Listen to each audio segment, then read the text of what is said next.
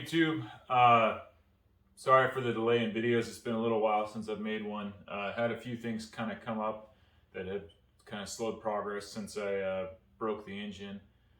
Hurt my knee at work and probably going to have surgery, so I'm going to be out for a bit. Probably won't get this project done until next year, I'm assuming. But I've got a bunch of parts and I kind of want to update everybody on just where I'm planning to go with the build. It's going to be a lot better this time around. Alright guys, so I'm going to take this video kind of in sections as it's a breakdown in parts and my plans. But to start, I'm going to go with the fuel system. So, fuel system, I'm going to stick with my 80 pound/hour Deca injectors. I sent these off to a guy named Derr. I think that's how you pronounce it, but he is out of Bowling Green, Kentucky. And he's been highly recommended to me from a few different people. He's kind of known for decapping injectors and then also cleaning and servicing them. So I sent him my injectors, he sent them back all clean and flowed and ready to go. He sends them with injector data. So he's pretty, here's his business card right here, guys. Derr Injector Service. This guy's awesome. Super fast turnaround. And so I'm planning on just sending him my injectors probably like once a year or every other, 18 months or so. So he got my injectors when they came in. They weren't too dirty. They came in at almost a 3% difference between the two, and he got them down to a 1.4. And then he notes that they flow 4 bar at 93 pounds per hour at 4 bar. So there's room for growth with these injectors. But he does an awesome job. Very happy with the injector service. So that covers my fuel system. Basically gonna keep running my same fuel rails that I made at the house, and you can kind of see in there how I have a step for the injector to sit in, and then I just made these on my drill press, tapped them for 8 AN, but it's a 10 AN size inside, and they just bolt right down to the factory EFI manifold. So I'm running those, and then same fuel line. So for the fuel injection, the ECU, I sent my ECU Pimp X Mega Squirt 3 ECU back to Stinger Performance. They're upgrading it and converting it to a Pimp XS, which is sequential. I'm also so it'll have sequential fueling. I got to rewire some injectors. Basically just 4 injectors have to get moved. And then I'm going to go with a sequential ignition as well. So coil on plug, coil near plug, really. These are LS truck coils, the heat sink coils. I picked them all up from a junkyard for pretty darn cheap. And this is from Stinger.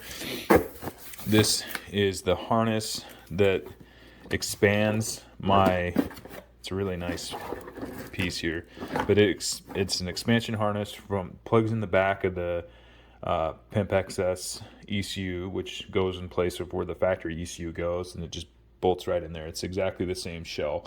And then this part I put in my distributor. This tooth wheel here gives you a lot more resolution. And then it comes with this nice piece here with the Hall sensor.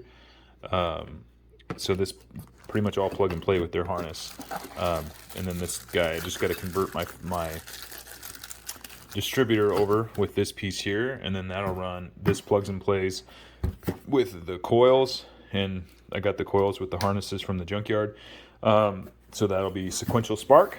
So then I'll have individual control of each cylinder for spark and fuel now. So I'll have fully sequential. I'm pretty excited about that. I was just batch fire before this, so this should improve things. I'm going with, which is what I used last time, but these Remflex gaskets. This is the T6 turbo gasket. They're awesome. Like, I'd never had any leaks or anything. You don't have to retorque. I love them. Regular old valve cover gaskets. These are my manifold gaskets. And then I just got some regular old replacements. I'm going with this is for the engine oil cooler. I had one in there before, but since I had bearing material going through my engine, I don't really want to reuse that guy. Okay, on to the head gaskets. So these are MLS head gaskets. Cometic, I think is how you say it. But my buddy Steve recommended these guys. This is what he runs on his truck, on his Turbo 460. And he's had good luck with those, and I think they'll be better than just the regular old Felpros. So hopefully, and they're a little bit thinner than the Felpro by like a tiny amount. Like the Felpros are compressed thickness is 0.0041, and these are 0.0040, I believe. So it's not much, or 0.040. Icon Forge pistons. So they are real nice. They give a little bit more. They'll drop my compression ratio a tiny bit with my 88cc heads. These will put me in at 9.5 to 1, and I was at 9.7 to 1 before that. So a small drop in compression. They use spiral locks, stock size wrist pin, forged pistons, and then I haven't got my rods yet, but they are coming. So I'm still waiting on my connecting rods. They are coming from Scat H-beam rods with the ARP 2000 rod bolts. They say they're good for 1500 horsepower in a big block, something around there, more than I'll be going. So those will be good. They were on a 3-week back order about 3 weeks ago, so hopefully they'll ship in the next few days if I'm lucky. I bought my pistons and rods from CNC Motorsports. They had great prices, good customer service. I'm happy with them. Everything else pretty much came from Summit or Jags. One issue that I've ran into now, so basically I have all my parts minus the rods. I'm reusing my cam, I'm reusing my push rods, hydraulic lifters, but I was going through the head, so I had some valve stem seals that were leaking, and so I decided, okay, well, I'll just tear the heads apart, maybe give them a quick little lap, and then put new valve seals in and clean them up a little bit and then run them. Well, when I pulled the seals off, the valve stems were just or the guides were trashed. I put my dial indicator on them and tried to measure them, and they were like 5 times the amount of clearance than what they should have. So I don't know why they're so bad. They maybe have 10,000 miles on them. The driver's side head was worse than the passenger side head. So I have a local guy that, his name's Scott Morton. He runs a machine shop out of his house, kind of in the Lake Stevens area. So he helped me with the block. I sent him the block. He freshened it up, basically went through it, honed it. Since I only have about 10,000 miles on the whole build anyways, it's all pretty fresh. But my rod and crank bearings were hammered, the main bearings. He thinks that, I had him look at it, he thinks it was because there was some contamination in the oil. Maybe when it was first put together, it wasn't clean enough. So the bearings showed evidence from, this is coming from him, that maybe there was some dirt or something in there when it got fired up the first time. So he did the block for me, got it dialed, I got it back, and then my last part was waiting for these rods, and then gonna go through the heads. The valve guides were so shot that I'm like, okay, well, I'll just take them over to him and see what he thinks. So I took them over to him, and he's gone through them and basically said, yeah, they're trashed. He doesn't know why they're so bad. Maybe the geometry was off on the valves. So he's currently going through them. I am not using the guy that built the engine anymore. We've had somewhat of a falling out, I guess, because I've asked too many questions about the build, and mostly just for my education. I think he took that as haggling him over prices, but I didn't. There was part of the price was that basically an extra $500 to $1,000 more over what parts I was seeing for cost. So kind of explain to me why I'm paying so much more for these parts through you than what I can find online, and in that process process of just trying to understand why I needed these certain parts he was recommending, he basically told me to take my business elsewhere. So, and then now with the state of the heads and maybe some contamination in the oil, I don't know if that was me or him or what, but the heads for 10,000 miles should not be as bad as they are. And I can't think of anything that I would have done that would have made them that bad.